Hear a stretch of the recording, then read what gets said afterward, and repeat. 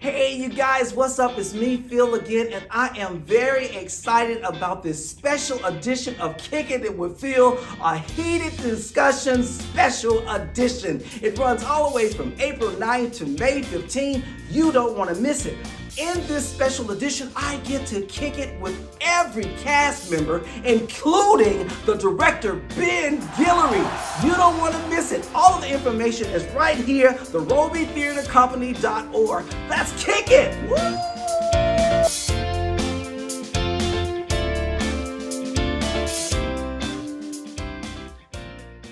Hi you guys, I'm PhiL. Welcome to my channel, Kicking It with PhiL. Like, share, and subscribe, and get that notification bell. Shoo!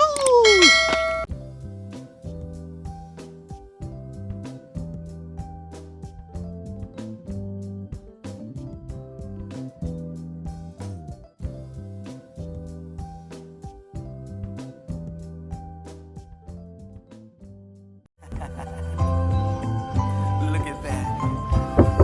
Just wanna know. You remember yesterday? No more games. You got that, got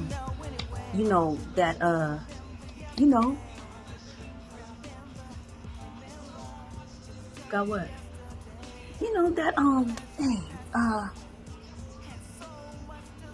Got milk? No. You know, that dude. Oh, got PhiL. Yeah, got PhiL. Yeah, got PhiL. Yeah, got PhiL. Running class, go and let out. Substitute teacher.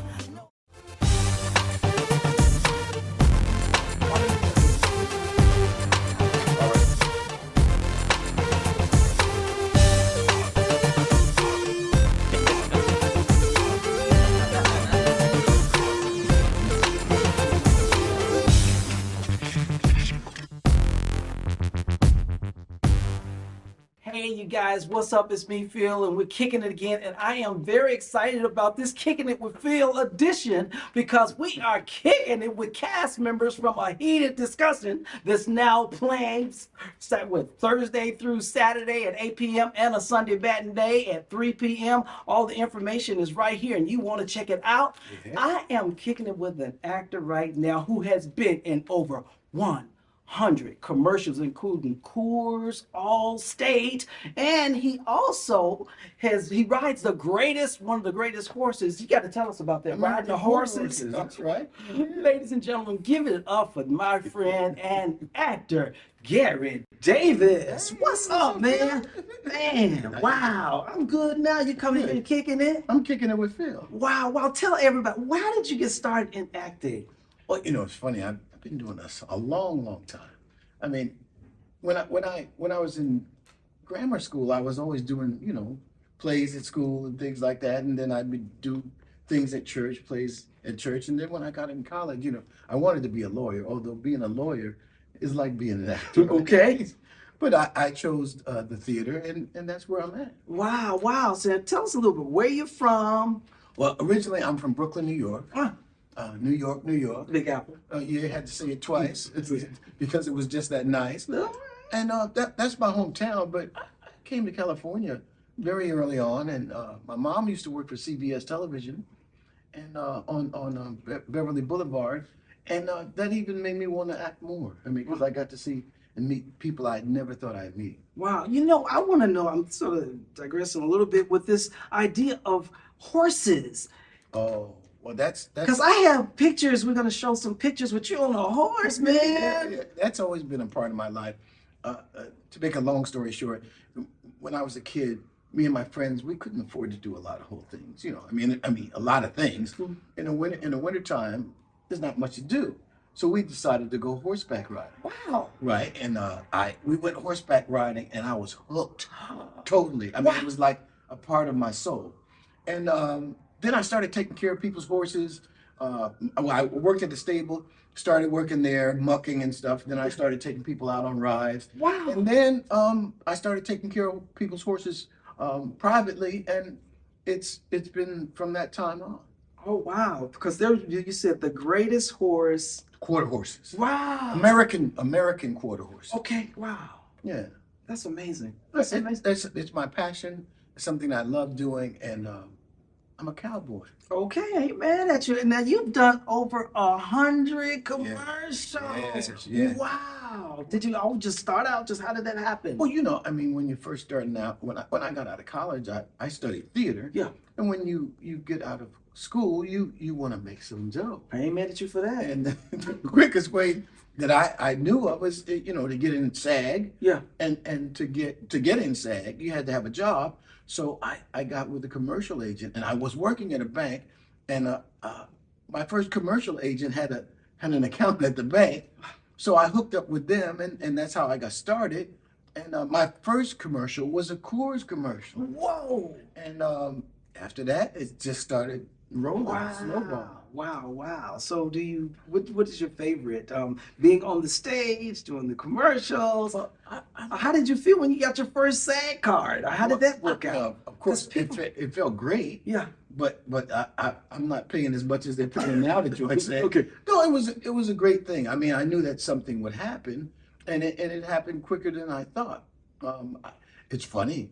I lost my job at the bank, but it was a good thing because it propelled me to do what I love to do. That's right. That's right. Which is acting. Wow. So did that happen like right after you Well, booked yeah. the commercial and then? Yeah, I actually I booked a commercial while I was working at the bank, and I mean things started rolling, and you know I got fired from my job, and I just started doing what I love to do. That's right. That's You know, right. that's what I trained for, so I went for it. Right. So on that first commercial, when you shot it, was that all what you expected? You had been trained for this. Were you a little nervous because it was my first job? Actually, I wasn't nervous. A good friend of mine now, I don't know if you know France Turner, but he had done commercials before me, but he schooled me about, you know, not getting cut out of a commercial. Of course. Listen, you guys. Yeah, no, if you're ever in a shot and you don't want to get cut out of a commercial, get as close to the principal performer as you can. That way they can't cut you out. You see, because I'm doing now. I mean, if you can get away with it, do it. I love it. I ain't mad at you for that. No, but I learned that from France, and it came in handy. All right. Tell us one of the greatest experiences you've had living in Los Angeles pursuing your career. Oh, I mean, there were many. One of the, I'll tell you a story. I was the co-pilot in the movie Castaway. And first week of rehearsal, I met Tom Hanks. Wow. And I walked up to him, and he thought we had worked together before, but we never had. And I asked him for an autograph for my daughter.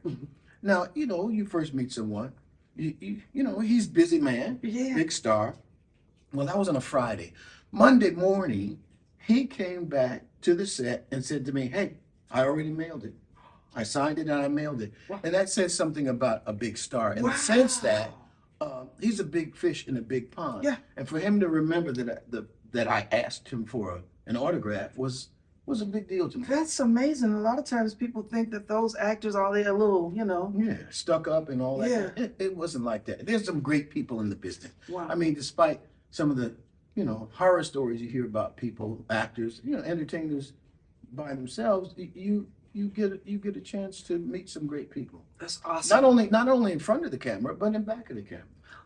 Okay, well, let me just ask you this. We've talked about some of the greatest things. Was there any a day you said, "Why did I do this? What am I thinking?" The only time things like that came up was when I wasn't working. I mean, of course, I mean, you go through periods where, you know, there's peaks and valleys. Yeah. And I was in a valley and wasn't anything happening, but, you know, I've got faith. I got this far by faith, so I kept going. And eventually I started working again. But there's peaks and valleys in every situation, no matter what you're doing. You know, whether you're working at a 9-to-5 job, whether you're president or CEO of a company, it's the same thing.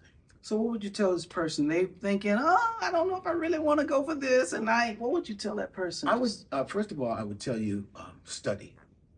You know, find a place where you could do what you love doing. Whether you're a musician, an actor, a business person, and nowadays, which is probably more important than anything else, find a mentor, somebody that's doing something that you're doing that they love doing, and get tips from them on how to get into what they're doing.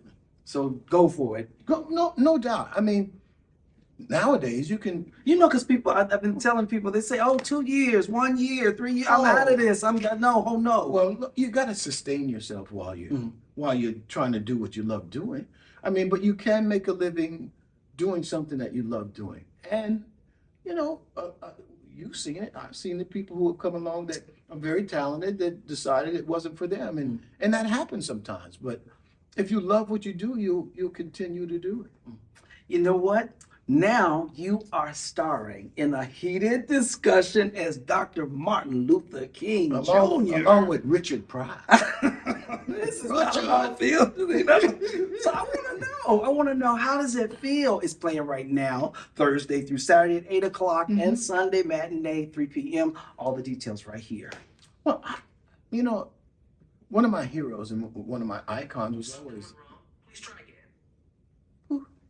Who said that? Anyway, I love it. One of my heroes, one of my icons, was MLK. I went to Memphis and visited. I'm from Memphis. Oh, that's right. I visited the Lorraine Motel, and it's funny. When I went there, it's a sacred place. Yeah. You didn't realize how close these things were. The distances and things like that. I mean, this is a great opportunity for us to bring these icons to life. Is it something that's in him, or what is it that you think that draws you, or what are you finding as you discover him even more playing him? What I discovered most of all is the love that he had for his people. I mean, he sacrificed a lot to do things that we're experiencing now, today. Yeah. He experienced, not spending time with his family and his other loved ones. And he was always busy. He was always traveling. And then he suffered a lot because of public humiliation by the government, by people checking on him, checking his phones, putting wires on him to find out what he was doing in his public life. And whatever he did in his public life, to me, it was none of my business. What he was doing for the people was the most important thing. Wow.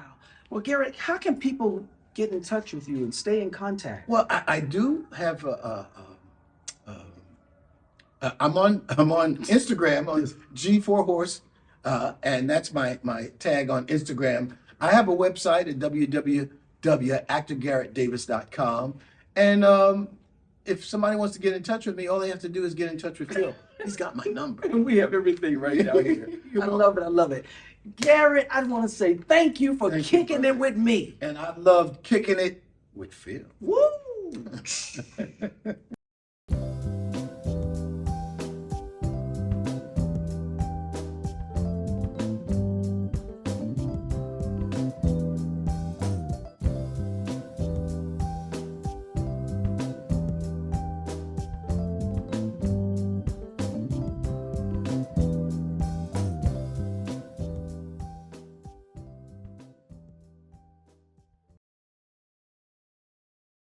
It's a different PhiL featuring Remember Yesterday, You remember yesterday. the cool It's Just Like, the beautiful Summertime Rain, a tribute Baba Lee, That's Why, and a special hidden track, Feeling That, a different PhiL. The acoustic set, available on all music platforms.